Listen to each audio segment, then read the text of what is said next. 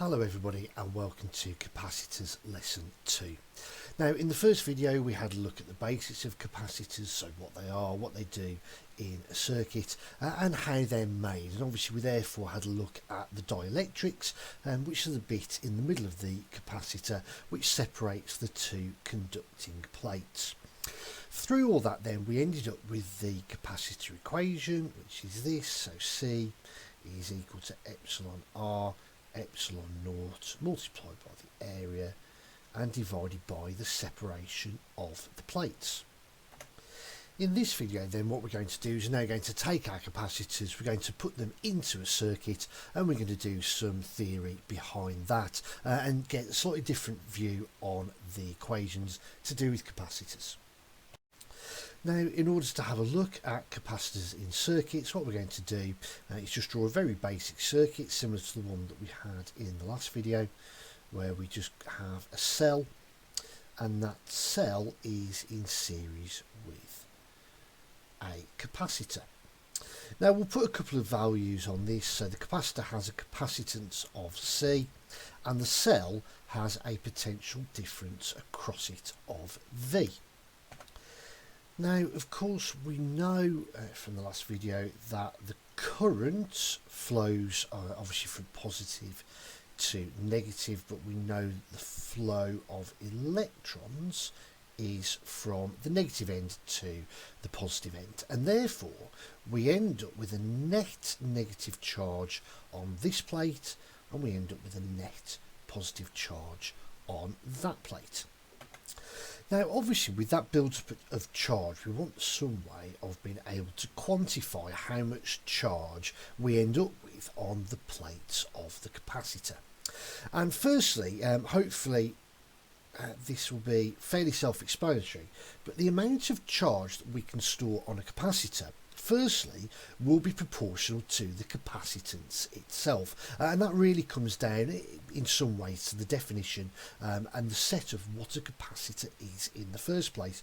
Capacitance is designed to give us an idea of how much charge can be stored.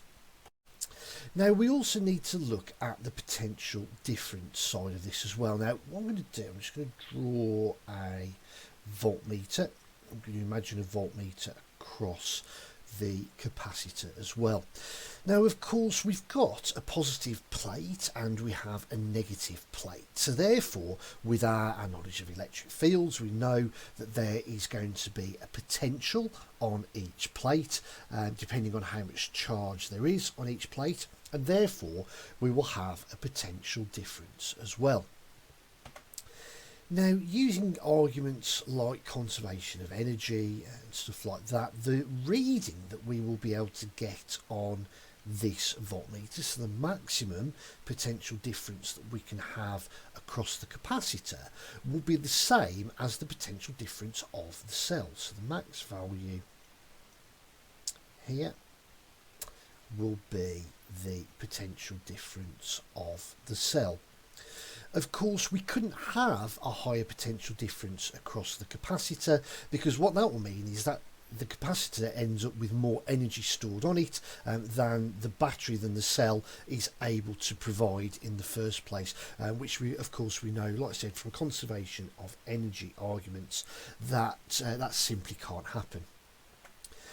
And therefore, if we can increase the potential difference across the capacitor from the potential difference of the cell, we can therefore increase the amount of charge that's been stored on the capacitor as well.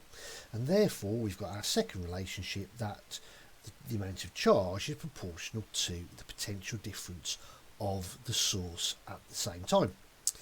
Now, when we combine both of those together, we can see that Q is proportional to C times V. Unfortunately, the way that this equation works out, when we replace the proportional sign with an equal sign and a constant of proportionality, the way that the SI unit system works, our constant of proportionality ends up as 1, and we're left with Q is equal to C times V. Now quite often that equation is rearranged in terms of C, and we end up with the equation C is equal to Q divided by V.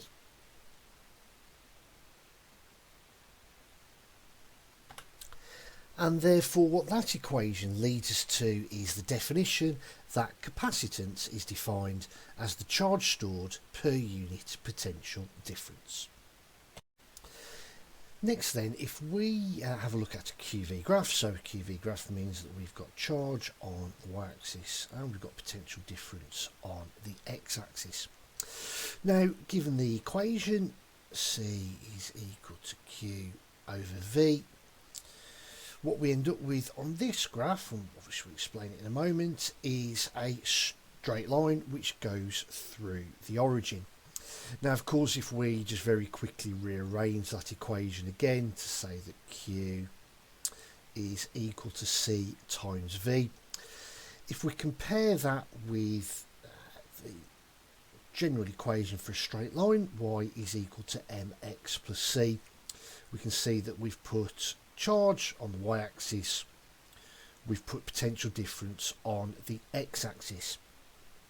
Now, of course, there is no plus 0 here, so we don't have a plus 0 because that's just implied, and therefore that shows you that the graph will go through the origin, so the y-intercept is 0. But most importantly, what we can see is that the gradient of the graph is the capacitance.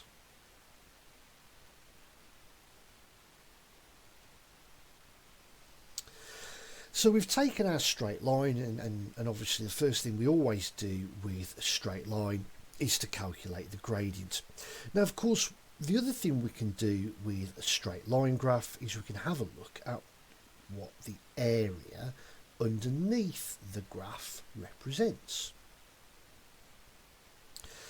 Now, of course, the area under that graph, because we've got a triangle here, the area will be half times base times height, so it's a half times the charge times the potential difference. And at least maybe ignoring the half for a moment, but at least the Q times V bit we've seen before in basic electricity, and if we remember, the equation E is equal to QV, or of course coming from the definition of potential difference, which is work done per unit charge, we can see that this Q times V is just an energy. So therefore the area under the graph represents the energy stored in a capacitor,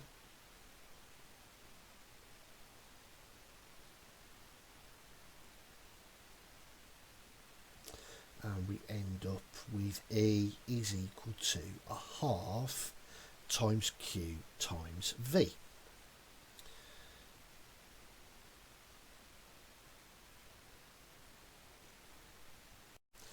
Now, on the last slide, it may have seemed as if I contradicted myself because I gave you first the equation E is equal to QV, but then I said that the energy stored in a capacitor was a half QV. So it seems as if we've just sort of gained a factor of a half all of a sudden, but of course there is an explanation for it, and let me show you what that explanation is. Now, we said that this area here, the area under the graph, is the energy that is stored in the capacitor.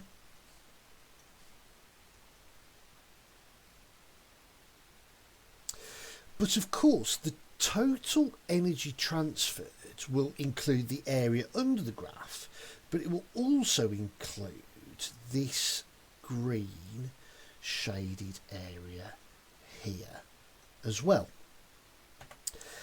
Therefore, this E equals QV equation gives us the total energy transferred,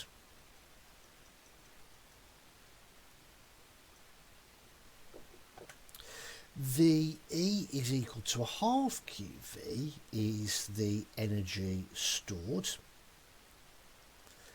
in the capacitor, and therefore the rest of it, so the area of the green shaded triangle will also be equal to a half QV, and this represents the wasted energy.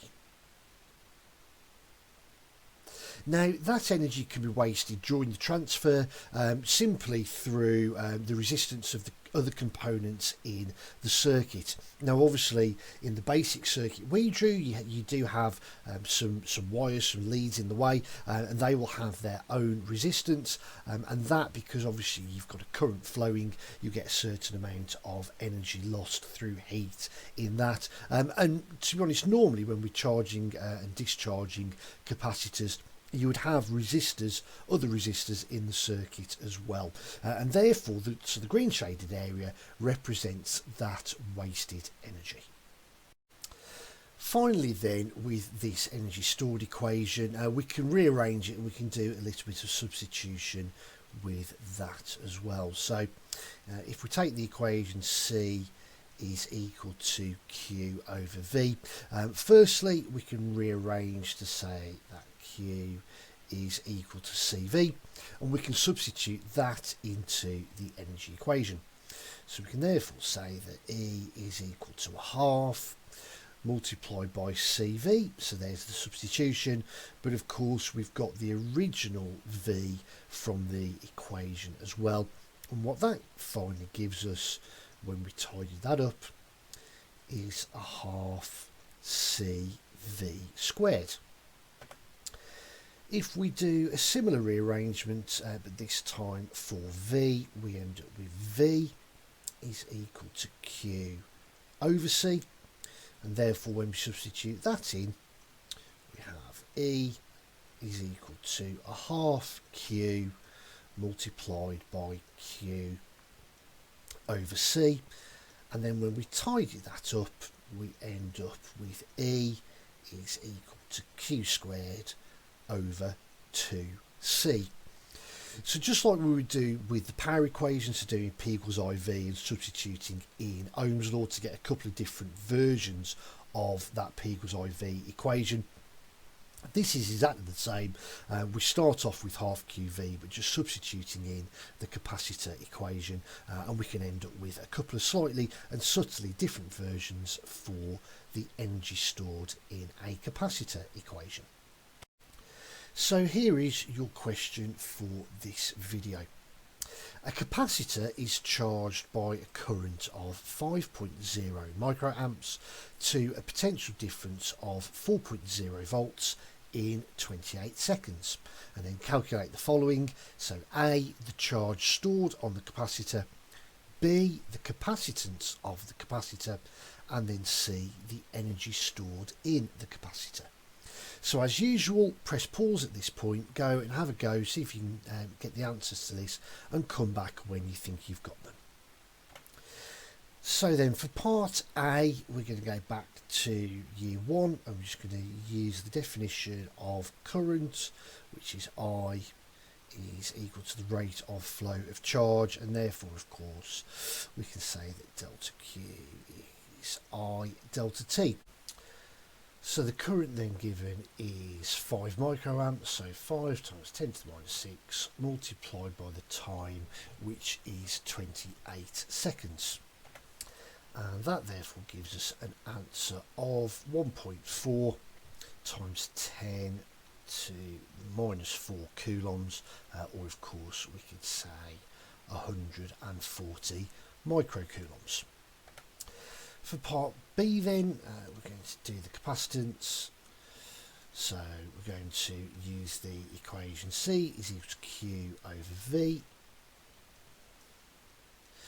Obviously we've got the charge from the first part, so we've got 1.4 times 10 to the minus 4, and we're going to divide that by the potential difference, which is 4, and that will give us an answer of 3.5 times 10 to the minus 5 farads.